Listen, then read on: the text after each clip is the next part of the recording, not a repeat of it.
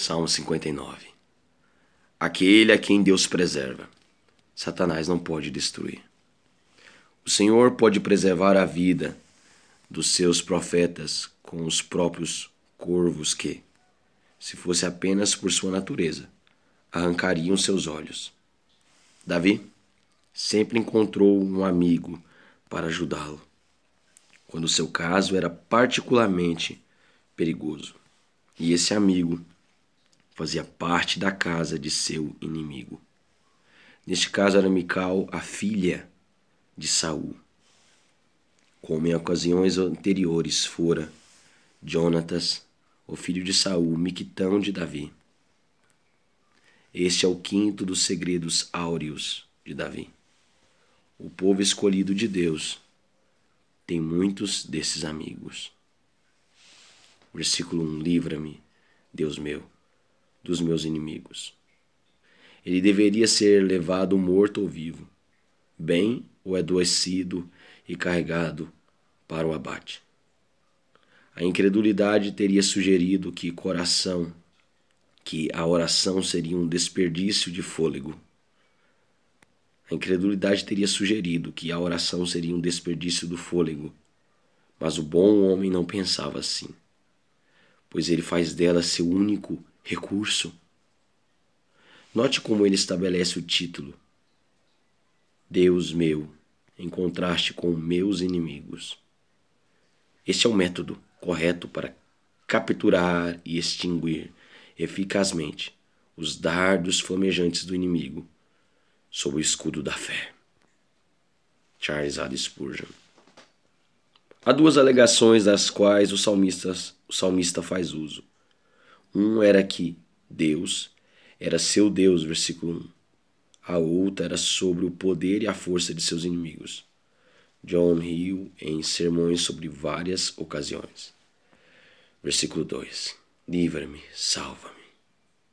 Saul tinha mais motivo para temer do que Davi, pois a arma invencível da oração estava sendo usada contra ele e o céu estava sendo despertado para batalhar contra ele. Versículo 3. Pois que armam ciladas à minha alma, enquanto o inimigo espera em postura animalesca. Nós esperamos diante de Deus em postura de oração, pois Deus espera para ser gracioso conosco e terrível contra nossos inimigos. Contra mim se reúnem os fortes. Nenhum deles se ausentava do grupo, quando era um santo que devia ser morto. Tinham muito apreço por tal esporte, de modo que não podiam se afastar. Charles A. Spurgeon. Contra mim se reúnem os fortes. É traduzido por Chandler como os fortes contemplam com desdém para lançar armadilhas contra mim. Versículo 4. Sem culpa minha, eles se apressam e investem. Para um homem corajoso, o perigo causa pouca angústia na mente se comparado com a injustiça à qual ele está sujeito. Charles A. Spurgeon. Versículo 3 e 4. Ele alega sua própria inocência, não para Deus, mas como que para seus perseguidores. Observe. 1.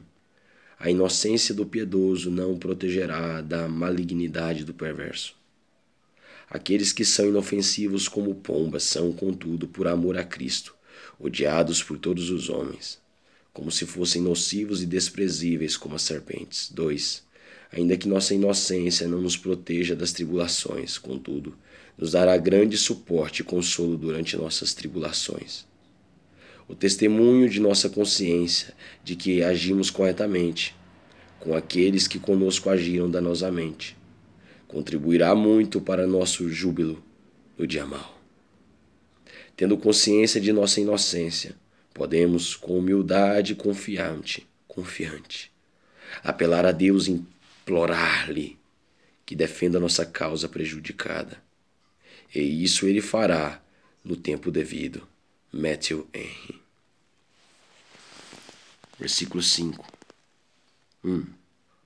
Deus dos exércitos e, portanto, capaz. 2. Deus de Israel e, portanto, disposto. Andrew A. Bonar. Desperta, venha ao meu encontro. Que petição contundente está contida nestas palavras. Puna ativamente, julgue em sabedoria, castigue com vigor. Não te compadeças de nenhum dos que traiçoeiramente praticam a iniquidade. Seja misericordioso com eles como homens, mas não como transgressores. Se eles continuam endurecidos em seu pecado, não pisque diante de sua opressão. Piscar para o pecado dos transgressores será deixar o justo sob seu poder. Portanto, não ignore suas ofensas, mas distribua a retribuição devida. Charles A. Spurgeon. Versículo 6. Ao anoitecer, uivam como cães à volta da cidade. Davi compara seus inimigos a cães de rua, desprezados, sem dono, repugnantes, deteriorados, magros, esfomeados, e os representa como que uivando decepcionados, por não encontrarem a comida que procuram. As sentinelas de Saul e o próprio rei cruel devem ter se exaltado e se enfurecido intensamente quando descobriram a pilha de pelos de cabra na cama em lugar de Davi. Em vão foram suas vigias. A vítima fora liberta, e pela filha do homem que desejava o seu sangue. Vão, vocês cães, para seus canis e roam seus ossos, pois este homem bom não é carne para suas mandíbulas. Charles A. Spurgeon. Toda a cidade ressoava em vasto motim. Abaixo de mim, em Topani, na cidade de Istambul, longe em Scutari, todos os 60.000 cães que dizem ter invadido Constantinopla apareceram envolvidos na mais ativa exterminação um dos outros, sem um momento de interrupção. Os ganidos, os uivos, os latidos, os rosnados e os grunhidos emergiram todos em um som uniforme contínuo, como o coachar de sapos quando ouvido à distância. Por horas não houve calmaria. Fui dormir e acordei novamente, com minha janela aberta. Ouvi o mesmo tumulto. E até o alvorecer não houve restauração da tranquilidade. Albert Smith, em um mês em Constantinopla. Versículos 6 e 7. Primeiro, eles são diligentes nisso. Voltam à tarde ao meio da corrigida revista e fiel. 2. Loucos e determinados. Uivam como cães e ameaçam ousadamente. 3. Sem fadiga e obstinados em seu propósito. À volta da cidade. 4. Insolentes e gabando-se do que farão comigo. Alardeiam de boca. 5. E suas palavras são sanguinolentas. Em seus lábios há espadas. Adam Clarke. Versículo 7. Alardeiam de boca. Seu discurso malicioso jorra deles como que de uma fonte borbulhante. Os perversos são volúveis na calúnia. Seu vocabulário de abuso é copioso e tão detestável quanto abundante. Que torrentes de blasfêmias iradas lançaram sobre o piedoso. Eles não precisam de preparo. Seus sentimentos os forçam a expelir e talham suas expressões. Em seus lábios há espadas. Eles pronunciam punhais. Suas palavras perfuram como floretes e fendem como cutelos. Como a almofada da pata de um leão esconde em sua garra. Da mesma forma, seus suaves lábios, rubi, contêm palavras sanguinolentas. Seus suaves lábios rubi contêm palavras sanguinolentas. Pois dizem eles, quem há que nos escute? Eles estão livres de todo resfriamento, não temem o Deus no céu e o governo na terra está com eles. Quando os homens não têm ninguém que os chame à responsabilidade, não há por que se responsabilizar pelo que farão. Davi os chamou de cães e, sem dúvida, era uma bela matilha, uma companhia amaldiçoada e blasfema de vira-latas. Charles Spurgeon. Versículo 9. Em ti, força minha, esperarei. Literalmente, manterei vigia em ti, fazendo alusão ao título, quando Saul lhes mandou que guardassem a sua casa para o matarem. Davi passa a vigiar diante de Deus contra a vigia para matá-lo. A.R. Fawcett. Quão fraco de fato o cristão se encontra e quão poderoso em verdade percebe ser seu inimigo. Tudo é uma coisa única para ele, que já não tem mais a fazer, que já não tem nada mais a fazer, exceto colocar sua fé em ação e esperar até que Deus haja. David Dixon. Versículo 10. Meu Deus virá ao meu encontro. Grande é a palavra em 1 Pedro, o Deus de toda graça. 1 Pedro 5,10. Deus tem em si todos os tipos de graça para os seus santos. Ele tem graça perdoadora, vivificadora, fortalecedora, consoladora e preservadora. Sua graça é rica misericórdia. Sua misericórdia é rica misericórdia, abundante misericórdia, inexaurível misericórdia, garantida misericórdia. As riquezas de um homem são sua glória. Deus se gloria em sua misericórdia. É seu deleite. Ele descansa nela.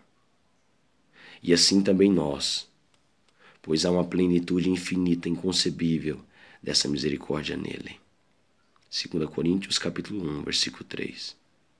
Deus não é chamado o autor de nossas misericórdias, mas o Pai delas, para demonstrar como vem dele, livremente. Condensado do sermão de John Hill. Deus me fará ver o meu desejo sobre os meus inimigos. Observe que as palavras meu desejo não estão no original. No hebraico, aprendemos que Davi esperava ver sem medo seus inimigos. Deus capacitará o seu servo a fixar os olhos sobre o inimigo, sem medo, sem trepidação, sem tremer. E se manterá calmo e seguro na hora do perigo. Em pouco tempo ele olhará para baixo, para os mesmos inimigos confundidos, derrubados e destruídos. Charles Spurgeon. Então Cristo olhou para seus assassinos. Estevão foi capaz de fazer o mesmo quando eles rilhavam os dentes contra ele. Todos os que estavam assentados no sinédrio, fitando os olhos em Estevão, viram seu rosto como se fosse rosto de anjo. Atos capítulo 6, versículo 15. Christopher Wordsworth. Versículo 11. Não os mates, para que o meu povo não se esqueça. Prova de grande fé da parte de Davi é que mesmo quando sua casa estava cercada por inimigos, ele ainda está plenamente certo de sua derrota e, assim, reconhece completamente seu pensar de modo que faz uma petição detalhada para que não sejam tão logo ou tão plenamente exterminados. A vitória de Deus contra o empenho e a crueldade do perverso é tão fácil e gloriosa que parece ser uma pena encerrar o conflito tão brevemente. Varrer-os conspiradores todos de uma vez era encerrar o grande drama da retribuição muito abruptamente. Não. Deixe o justo ser golpeado um pouco mais. E deixe o opressor vangloriar-se e gabar-se durante sua curta hora. Isso auxiliará Israel a manter em mente a justiça do Senhor e fará o grande destacamento que se coloca ao lado do campeão de Deus acostumar-se com interposições divinas. Seria uma pena se bons homens não tivessem caluniadores, considerando que a virtude reluz mais forte ao refletir da calúnia. Os homens ajudam a manter os servos do Senhor acordados. Um demônio ativo e atormentador deve ser menos temido do que um espírito dormente e distraído que seja dado à letargia. Versículo 12. Pelo pecado de sua boca, pelas palavras dos seus lábios, na sua própria soberba sejam enredados. Os pecados dos lábios são pecados reais e puníveis. Os homens não devem pensar que, pelo fato de seu ódio não ir além de xingamentos e blasfêmias, serão disso isentos. Aquele que age conforme a vontade, falará conforme o agir e lidará com os homens da mesma forma. Miseráveis que perseguem no falar, incineram e apunhalam com a língua, terão reconhecimento por suas pseudo-transgressões. O orgulho, ainda que não se mostre em vestimentas, mas somente no discurso, é um pecado. E o orgulho perseguidor, ainda que não monte fogueiras em Smithfield, mas somente insulte com seus lábios, haverá de responder por isso entre o bando profano de inquisidores e pela abominação e mentiras que proferem. Os pecados, como cães de caça, geralmente caçam em pares. Aquele que não tem vergonha de amaldiçoar diante de Deus certamente mentirá aos homens. Todo aquele que jura é mentiroso. A perseguição leva ao perjúrio. Eles mentem e juram para asseverar. Charles A. Spurgeon. Ainda que os perseguidores não cumpram seu propósito contra o justo, seu orgulho, seu gabar-se, suas mentiras, suas calúnias, suas maldições contra o fiel são cançoneta suficiente para que a condenação e a ira venham sobre eles. David Dixon. Versículo 13. Consome-os com indignação. Consome-os, de sorte que jamais existam. Se pudesse ser reformados, ser-lhes-ia infinitamente melhor. Mas não sendo assim, se precisam prosseguir e prosseguirão a agir como cães loucos em uma cidade, então faça-os deixar de existir. Quem pode desejar ver tal geração perpetuada? E se saiba, ou seja, que todas as nações saibam, que reina Deus em Jacó até os confins da terra. A derrota de um Napoleão é uma homilia para todos os monarcas. A morte de um Tom Paine, um alerta para todos os infiéis. O cerco de Paris, um sermão para todas as cidades. Charles A. Spurgeon. Versículo 14. Ao anoitecer, uivam como cães à volta da cidade. Davi gargalha ao pensar que toda a cidade saberia como foram enganados e todo Israel ressoaria com a história da imagem e dos pelos de cabra na cama. N.E. 1 Samuel 19, versículo 13, versículo 16. Nada foi mais motivo de exultação oriental do que o caso em que os astutos foram enganados. E nada mais faz de um homem objeto de zombaria do que ser enganado por uma mulher, como neste caso Saul, e seus rasos lacaios foram enganados por Mical. Charles A. Spurgeon. Em Tiro, como na maioria das cidades orientais, as palavras familiares vinham até nós com todo o seu significado verdadeiro e poderoso. Os cães semelhantes a lobos, famintos, sem dono, uivam à volta da cidade, de Alexandria, por exemplo, reunidos em matilhas como chacais, rondando à procura de restos e rosnando se não estiverem satisfeitos. Ou os párias, famintos como nossos cães em Tiro, à espreita, fora da cidade.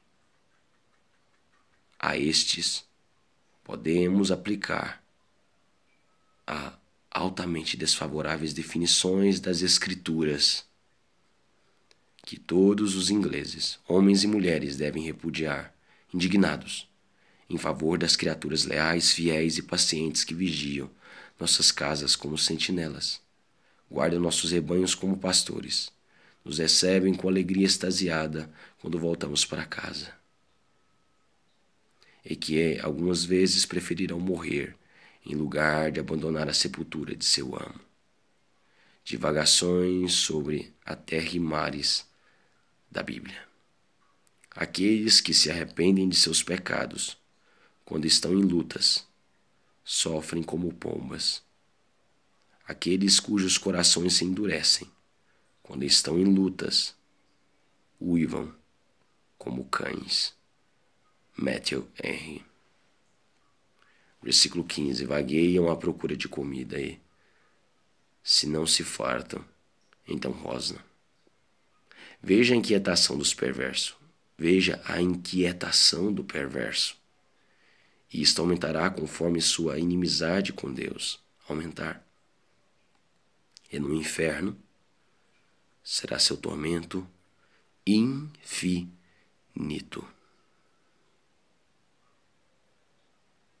Qual é o estado do perdido?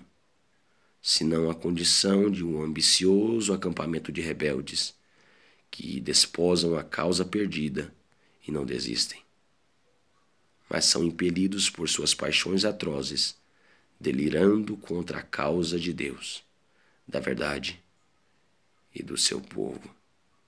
Charles Haddon Spurgeon.